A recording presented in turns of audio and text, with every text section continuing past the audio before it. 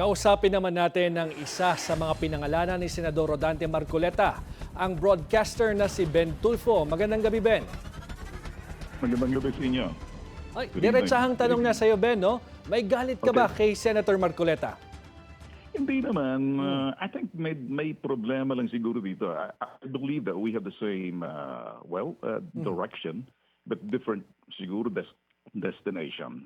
Pinersonal na yata dito ni Senator Marcoleta sa kanyang Blue Ribbon Committee when I said something like, pwede naman mag-conduct ng separate investigation ng ating ombudsman whether may nakaupo na o wala na kasi mandato ng ating ombudsman yan eh. So separate investigation ang gagawin ng ombudsman. They can do a self-initiated investigation. And at the same time, pwede na sila mag-conduct ng fact-finding. If not, preliminary investigation. Tawagin na mga sangkot. Ngayon, nasabi ko na posible, papa-epa lang mag-grandstanding ng ilan dyan. So nasaktan siya roon. Naging personal yan. Oo. Ito naman sigurong senador na to masyadong sensitive. Napipikon, nababad trip. Ginagamit yung pang kanyang TV program sa istasyon nila, na binanatan ako. So ako naman, the more na I would, as a broadcaster, meron naman akong karapatan magpahayag. Pero Because Ben, ang trabaho natin. pero Yes. Ben, may pinatutungkulan ka ba kung sino itong mga nagpapaepal dyan sa Senate Blue Ribbon Committee? Kasi nabanggit din ni Senator Marcoleta, even your brothers, no, ay kabahagi nito. Well, it's like this.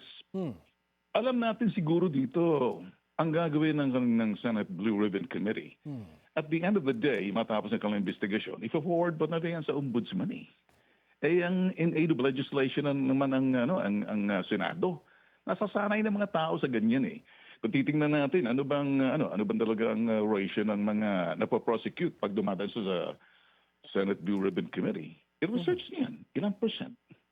Kung tutuusin, sa ombudsman talaga, separate investigation, siguro naiinis siya doon sa sinasabi ko magpapaepal, grandstanding, kasi diretso naman natin, iba naman sa kanila, medyo nasasabit doon sa sinasabing flood control eh. Ngayon, para sa akin, I was just trying to make my point, pero nagiging sensitive ata ito, napipikon ata ito.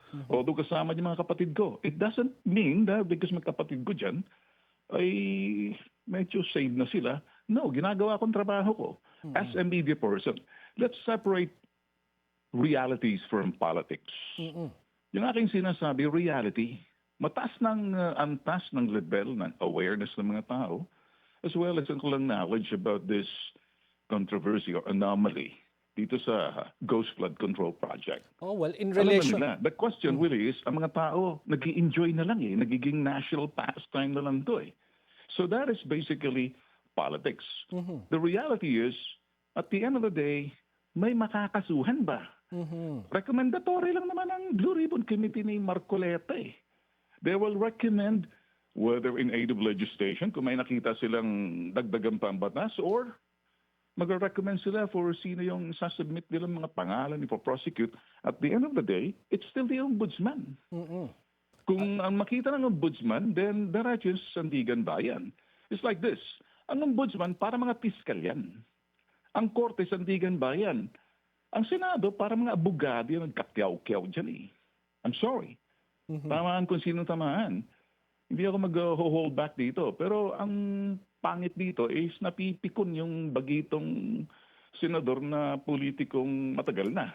Kaya akala nyo siguro siya lang may karapatan, siya lang may mga kaalaman, pag medyo may nagsasalita sa kanya mga committee, napipikon siya. Lahat na lang ata, nakakaaway niya. Dalawang broadcaster. Kapwa niya mga senador, nire-reklamo na siya. Siguro naman, pag tinanong niyo kay Speaker, kay Senate President, alam na lahat kung anong nangyayari dyan. Huwag na tayo maglukuhan pa. Let's let the ombudsman do its job. Kahit wag na mag-antay ang ombudsman ng sasabihin ng Pangulo, pwede na sila mag-motoproprio investigation. At sa dulo ng itong lahat ng ito, Ben, ang importante ay yung accountability at kung may makakasuhan at mapanagot. Exactly. Kasi investigation is investigation. What's in aid of legislation? Well, people want prosecution. People want accountability. The people want accountability rito. And then, ano yun? Prosecution to culpability. Nasa Sandigan Bayan yan. Kung ano makikita ng ombudsman, kahit na anong gagawin ng Senado, i-recommend pa rin yung sa ombudsman eh. Alright. Ombudsman naman parang piskal eh. Prosecution, aakyat yun sa Sandigan Bayan. Kaya yung mga ibang senador natin, siguro maintindihan nila, ginagawa kong trabaho ko sa media. O this time, ang sinasabi ko, reality and politics. Yung politics na nasabi ko na parang baka maging ano to eh, maging national pastime na lang to. Mga tao nalilibang eh, hindi na inaabangan kung ano magiging resulta, inaabangan kung sinong aawayin, kung sinong susoplahin, kung sino pahihiya, kung sino yung ibabang mo ang martilyo na to. Gusto mo gamitin ko to? Gusto mong makontempt ka? Yun ang inaabang ng mga tao eh. Sarswela. Wag naman sana. Oh, and Pareho tayo. Well, anyway, Ben, ito, may bagong balita nga kasi nagbitiw na itong si Secretary Bonoan at pinalitan ni Transportation Secretary Vince Dizon. And in addition to that, nagpa-establish ang Pangulo ng isang independent commission to look into this flood control mess. Quick reaction to this. that is a very good move. As a matter of fact, bakit siya, sa Pangulo yan, ano? My point of view as a fourth estate, kapareho natin sa media, andyan naman ang ombudsman. Pwede naman silang gumawa ng investigasyon nila eh. They can do a fact-finding now. They can summon everybody. They can do a preliminary investigation, all the documents, tawagin lahat yung mga sangkot, eh magpa-fact-finding ka or gagawa ka ng sariling fact-finding, eh anong ginagawa ng ombudsman natin? Kaya nga naninilbihan sa atin yung mga ombudsman, nasa charter nila yan eh. Alright. Abangan natin ang susunod na aksyon ng ombudsman. Maraming salamat. Broadcast journalist Ben Tulfo.